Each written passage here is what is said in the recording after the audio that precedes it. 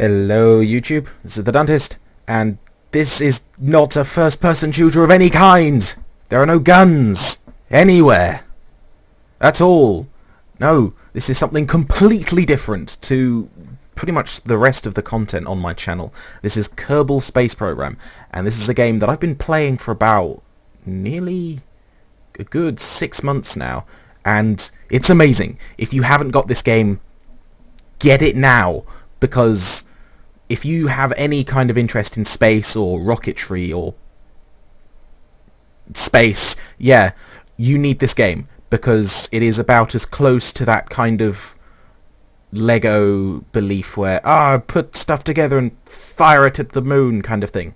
It embodies the entire childish concept of, I want to go to space, which is pretty much envisioned in these guys' faces. I mean, look at it. Look at his face. Yeah, this is a space simulator in the sense that you have to build rockets and fly them into space, and once you get into space it gets a little more complicated, but for now I want to do kind of like an introduction video into the whole thing, and I'd like to do quite a few videos of this because there's quite a lot of staging involved in the entire thing, as in, like, you have to be able to build a rocket that doesn't explode on the launch pad, then you have to be able to get into space. There are no levels or anything like that, it's more personal goals you give yourself. I want to get into space, so you get into space. I want to get into an orbit at a certain height, then you do that, and then I want to go to the moon, and so on and so forth. Anyway, moving on. This is the Space Center. You've got the Vehicle Assembly Building. This is where you build your vertical launch rockets. You have the Space Plane Hangar, where you build horizontally launched planes stroke rockets, space planes. The runway where you launch them, the launch pad where you launch your rockets, and the tracking station, because in one of the previous updates they added persistence, so you can launch something into space and it'll stay there. Of course, that brings around the whole issue of how many rockets you launch into space. Tracking them all becomes an issue, as the user interface can be a bit glitchy. And obviously the more debris you leave in space from your rockets, that gets a bit crowded, and if you launch that many rockets you can actually get to the problem where you need to start thinking about where your shit is going. Right, let's get cracking. This is the basic this is the basic command module. It is a one-man pod. There is a larger three-man pod, but that one's a little more complicated to use because the parts are bigger and sizing becomes interesting. So we'll move this up so it's a bit further away from the floor. Now the way this works is you can grab like a fuel tank, for example, and you see these funny green, wait, where'd they go? There you go. Funny green ball thingies. That is how you connect. So if you sort of line them up with each other, they'll snap to the position. So that green means you can connect. So if you click, you then release, and those two are now connected. Up here is the staging. So obviously a rocket has many stages, so as it flies up, the bottom part will run out of fuel and that will be dropped away, and then another booster will kick in and fly up, and that'll run out of fuel, and so on and so forth, until you just have the top section of the rocket left. So far it's got a relatively user-friendly method of doing this, but it lacks a certain few complex features that would make it more useful. Like I often found when I started building, is a lot of my rockets would be so complex that the bottom half would often fail to fire, but I always wanted to see what would happen if the top half fired. So apparently they're going to be adding some kind of emergency launch thing, and I'm hoping that's where you can predefine certain parts of your staging to fire in the event of an emergency. So the top section of your rocket, for example, can be fired away, and obviously when it comes down to the part of the game where they start charging you for parts, and I don't mean real money, I mean like in-game money, there'll be like a campaign where you are given a budget and you have to obtain goals using that budget. So obviously parts exploding costs you money, so the more parts and crew you can save, the more money you'll save. So it's probably a feature that you'll need to get used to using. Right, let's build a rocket that can at least get to... where does space start on Kerbin? That's the name. This is not Earth, this is Kerbin. These are not people, they are Kerbals. Kerbal Space Program, yay! Yeah.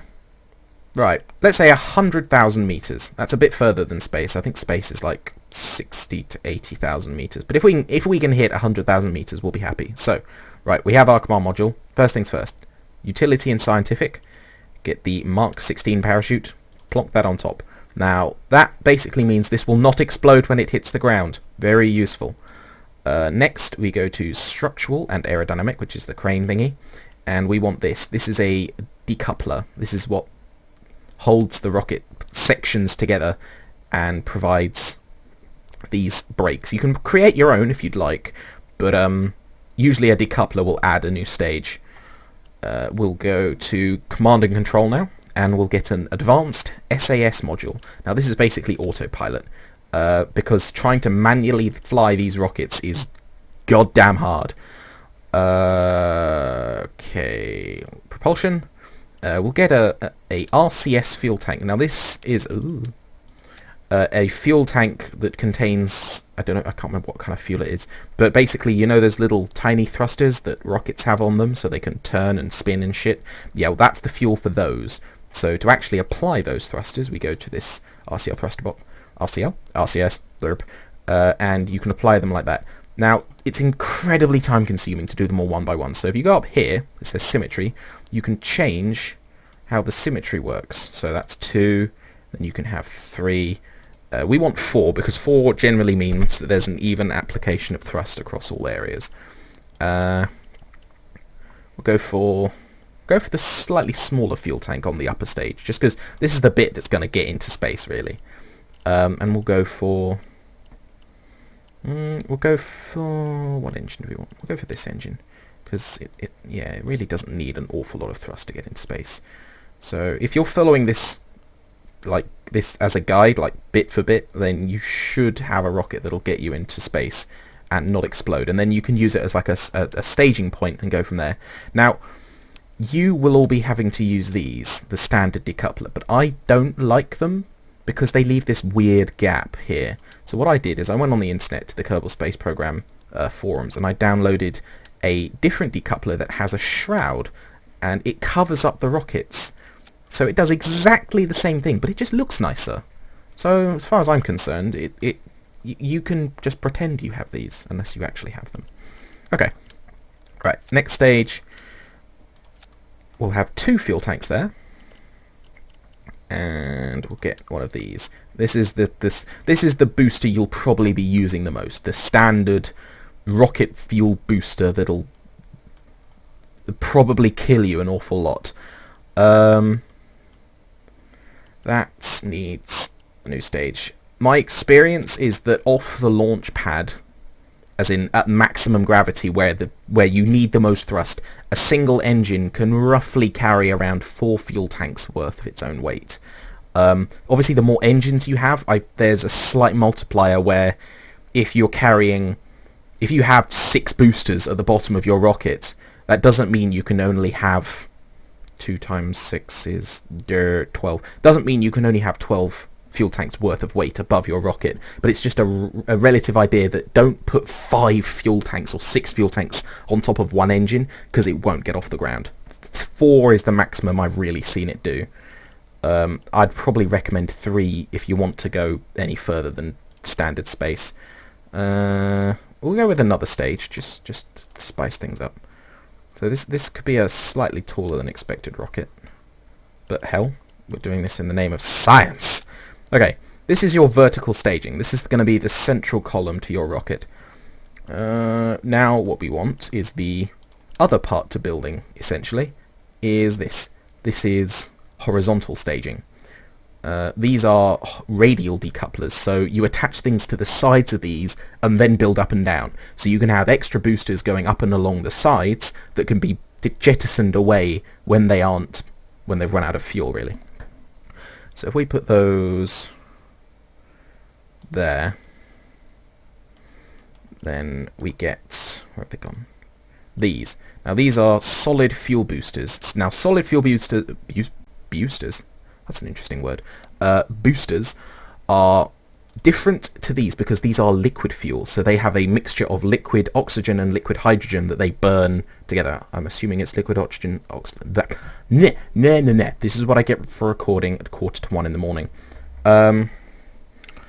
A mixture of liquid oxygen and hydrogen. Pronunciate. There we go. I'm assuming it's those two. If not, please flame away in the comments, because it's... Why do I need to give you a reason? Anyway, these are a solid mixture of fuel. Once you light them, they burn until they're empty. You have no control over how much thrust they give. So we'll stick those there, and they will help get us off the launch pad. Okay. Now what we want is to go to structural and aerodynamic again, and find these. Now these are strut connectors. These will help keep the rocket a little bit steadier. So we want to go so that it's pretty much facing us. Click, and then move across so that it's like that. And they will stop the boosters from waggling from side to side, because these decouplers aren't like 100% stable. So if we didn't do this, they would wave from side to side and you lose stability, and there's actually a good chance that they can rip themselves off and go flying off into the sky or fly into your rocket and cause an explosion. Second thing we want to do with these is go to the top. Click, drag up a fair bit to around there, and click. And these will provide stability for the top of the rocket whilst that much thrust is going on. Right, last but not least, it's command and control, and we want some standard canards. Now, all of what I'm doing is in version 1.16, so I'm thinking I should use winglets because these are in the demo. You can download the demo of this game for free. Oof. It is a free demo and has all of the parts that I'm currently using aside from the smaller fuel tank and the smaller booster. So in the name of being fair to everyone, let's change that up. Go to the standard size fuel tank. And the smaller, this is what is usually referred to as a gimbaling engine, because the engine is actually on a gimbal, which means the engine can move within too many L's, within a limited frame to provide direction of movement. So click that, put that there. Okay, the rocket's even taller now, yay. We'll get some of these, put those there. These waggle to provide stability. They're ailerons, fins, whatever. We'll put a couple more slightly higher up the rocket, just because obviously when those are detached, we lose these. So we need some kind of, not traction control, but yeah, put a few more down here. So now it looks a little bit like a giant Sidewinder missile. That's quite intimidating. That should be just about everything we need. I'm just thinking, is there anything I could add? No, that should be enough. That should be all you need to get a rocket into space. So if you followed this, now to move the camera around, I didn't mention this before, it's the right mouse button. And if you hold down shift and use the scroll wheel, you can zoom in and out. Otherwise, scroll wheel is up and down. Okay, right, let's take this thing onto the launch pad and see if it blows up in our faces. Before we do that, we'll name it. We'll call it Sidewinder, after my previous comment. Boom. Okay, save, done. Right, and then... rookie error.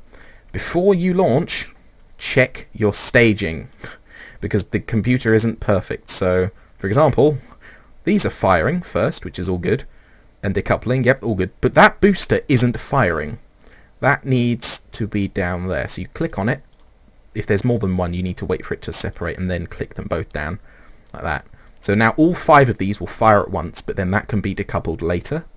Then that'll run dry, that can then be decoupled, then the booster under there will fire. And as this rocket isn't particularly complicated, the rest of it's fairly simple. It's only when you involve horizontal staging that things get interesting. Okay, save again to make sure we save those changes. And to the launch pad. Yes, clear the pad. I already did some shenanigans before, but I deleted everything. So it should all be good. Okay. Right. As this is a moderately sized rocket, it can just sit there like that. if you build a rocket that's much larger than this, there are support structures you can get to hold the rocket in place so it doesn't fall apart and explode on launch. Okay, right. You can see Kerbal down here. He basically gives you a vague idea of what's happening. If he is screaming, then there could be a chance something's wrong. If he's grinning, then there's also a chance something could be wrong. So do not trust him. He is a liar. And if you click on the EVA button, he jumps out of the rocket, which we will do in later episodes. So, right, this is... So you have your staging on this side. This is the launch tower, launch pad, rocket. Yay. This is sort of like your orientation that gives you a vague idea of what direction you're flying in comparison to the world. Very useful if your rocket doesn't really have a top or bottom. So, because if you're trying to figure out, oh, where's the top, where's the bottom, when you're in space, it's nearly impossible. So using this will give you an idea of what ways to turn if you're trying to aim for something like the moon. Pressing T activates the SAS module there, and that all these fins start waggling to try and compensate for the fact that there are tiny changes in position because I'm sitting on the Earth. Pressing R towards the RCS, ooh, and as the SAS is on, they started firing. Okay, so what we want is throttle up, which is shift. So you can see that dial there. Press Control to move down, X to completely disable. We want that back up again. We want to turn the SAS on, and 3, 2, 1. Oh my god, bad idea! Go! Eee! That's your speed. That tells you roughly where you are, but it's not very useful. Right, that green circle thing is the direction you are travelling, not the direction you're facing. This orange arrow jobby is the direction that you are facing. So if they aren't in alignment, you're flying in a direction that you're not moving in. Okay, they've run out, and spacebar. Whee! Watch them all fly away. This really does look a bit like a Sidewinder missile. As you can see, blue tanks have fuel in, and that green bar shows you how much fuel they have left. The greyed out ones mean they're empty, and if you scroll in and right click, you can see how much fuel is left in them. You can actually disable the flow to certain engines. That's merely run out of fuel. Okay, 3, 2, 1, and push, and boo! That really does look like a missile of some kind. Woohoo! This is going to continue just flying up. If we can hit 10,000 meters, 100,000, sorry, then we know we have a space-worthy rocket. Speed, obviously the higher you are, the thinner the atmosphere, the weaker gravity gets, so your speed will increase at a crazy rate. Okay, that's nearly done. We're getting crazy fast now. Height is still going up. I mean, we might not even be halfway there, but if you look at our speed... Oh, that ran out, and cha-ching, boosh. And now, because we're so light and tiny, speed is just going mad. We only have 1 tank of fuel, so I want to kill the engines when we get to about half. So we have some left. Okay, if we disable that and turn off SAS. Now, if you use the hairpin keys, so next to M and question mark, you can speed up time. So 90,000, 100,000. Woo! Woo! Be excited, you're in space. Okay, we'll slow time down. Turn on the RCS. Flip ourselves round. Actually, I tell you what, let's see how far around we can go. Space, let's make the most of it. Turn on SAS to hold us steady. Fires the engine! I don't think we can really make an awful lot of difference to our direction. This engine isn't massively powerful. And we don't really have enough fuel left to make this burn count, but... Oh, no, we're definitely changing our direction. Boop, there goes all our fuel. And now we turn off that, and we just spin using E and Q. Spin! because the SAS is off, we spin like this forever. Okay, we're coming in for re-entry now, going back down below 100,000 meters. Now they haven't added any kind of re-entry effects like flames and heat. That's apparently something they're going to have to encode much later, but that'll make coming back in a slightly more harrowing experience. Now there are atmospheric effects in terms of drag, so if you've got a really damn flimsy rocket coming back in to an atmosphere like Kerbin, rather than, because the moon and the second, look, there it is, look at you, we will get you, the second moon, which is Minmus, which is even further away, they have pretty much no atmosphere, so you need rockets to land, not parachutes. Whereas here, if your rocket's flimsy, it'll fall apart coming into the atmosphere. The G-force will start increasing when we hit proper air pockets, which is pretty much, yeah, here we go, it's starting to go up. Yeah, we're coming in a bit like an ICBM. Alright, we're slowing down as well.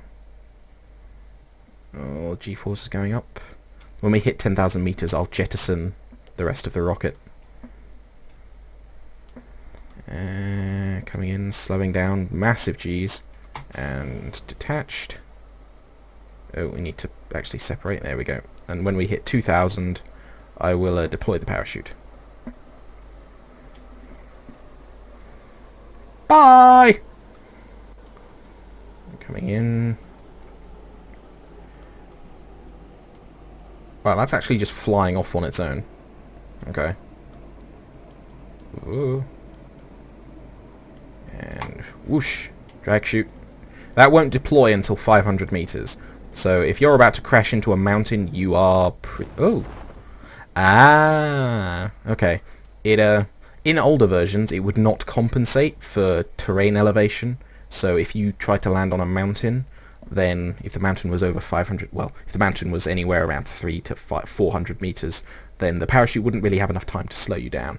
But they've massively increased. They've doubled the amount the parachute slows you down, because before you'd be going about 13 meters a second, whereas now it's like 6.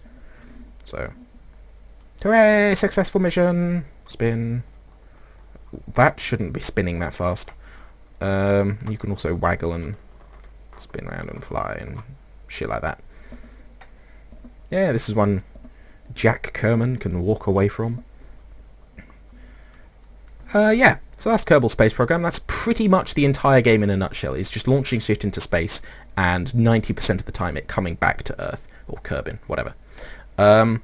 If I do another video, which I probably will, we will try and get into an orbit, so we'll fire ourselves into space and go at an angle, so that we go all the way around and then carry on going round and round and round. So, if we can achieve that from there, we can try and go into an orbit around the moon.